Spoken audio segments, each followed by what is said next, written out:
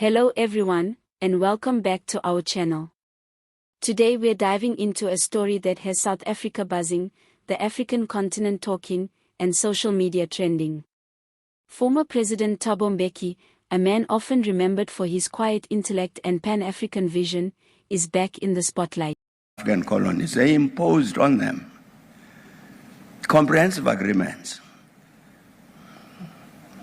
relating to many things, the military, the economy, language, culture, everything. So that rebellion against neo-colonialism is to overthrow that system which French imperialism imposed on these African countries as they achieved their independence. And many years ago, Mbeki stood up, the room fell silent. His words weren't complicated. They were sharp, clear, and urgent. He said, "We must solve our problems ourselves, on African soil, with African solutions." And with that, the place erupted. A standing ovation from a room full of people who know the truth in those words, but perhaps needed someone to remind them. Now, why does this matter? Let's be real. Africa in 2025 is at a crossroads. You've got the Sahel region still burning with insurgencies. Military coups have popped up in places like Mali, Niger, and Burkina Faso. Terrorism is spreading in parts of East and Central Africa. And at the same time, you've got foreign forces still camped across the continent, waving the flag of security support, while many Africans are starting to wonder if it's just colonialism with a new suit and tie. Mbeki did not mince his words.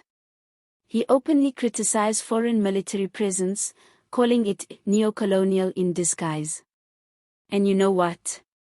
He's right to say it. For decades, outside powers have parachuted themselves into African conflicts. Sometimes it starts with good intentions, but more often than not, it ends in division, dependency, and resources flowing out of Africa instead of being rebuilt here at home. He pushed for strengthening the African Union's Peace and Security Council, which on paper is supposed to be Africa's first line of defense against conflict. But in reality, it has been slow, underfunded, and often sidelined.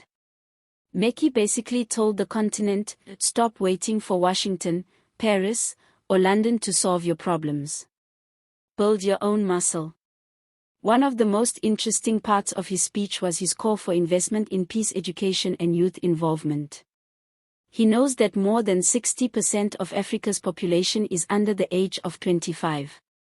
If you don't educate the youth about conflict prevention, unity, and the dangers of extremism, then you're building a time bomb. As he put it, we can't keep calling on foreign troops to fight our battles while our own institutions remain weak.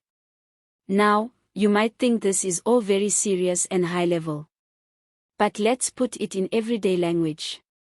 Imagine you're in a neighborhood, and every time there's a fight between families, instead of talking it out, you call a stranger from 3 suburbs away to sort it out.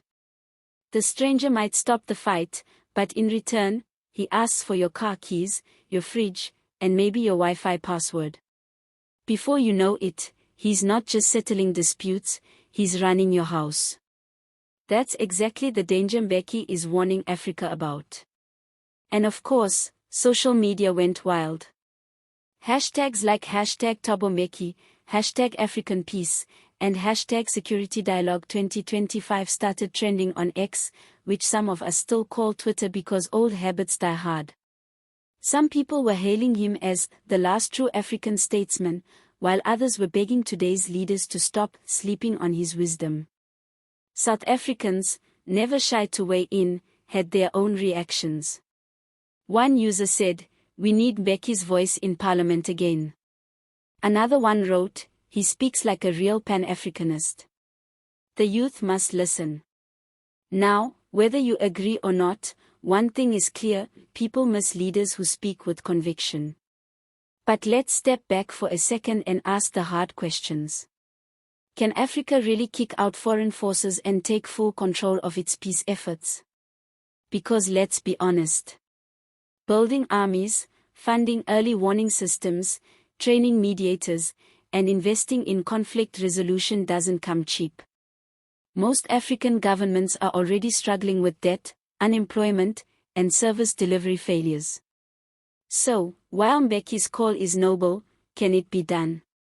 Here's the twist though, Africa actually does have the resources, the manpower, and the brain power. What it doesn't have is the political will. Leaders are often too busy protecting their own power to put in the hard work of building continental unity. And this is where Mbeki's speech hits hardest. He's saying, enough excuses, stop hiding behind foreign uniforms. Let's not forget, Mbeki is not new to this game. He was one of the key figures behind the African Renaissance idea.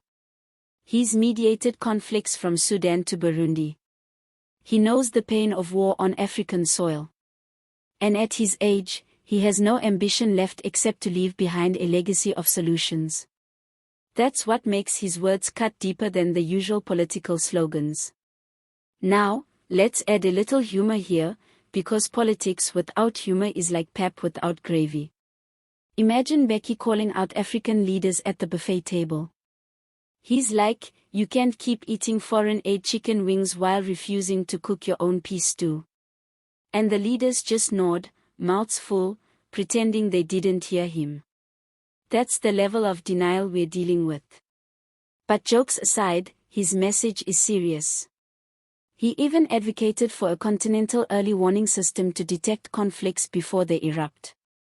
Imagine that like a weather app, but instead of telling you it's going to rain tomorrow, it warns you that a coup might be brewing in your neighboring country. The idea is simple, prevention is cheaper and less bloody than intervention. So, here's the big takeaway. Thabo Mbeki is reminding us of something we already know but sometimes choose to ignore. Africa cannot be free, independent, or truly developed if it keeps depending on outsiders to secure its peace.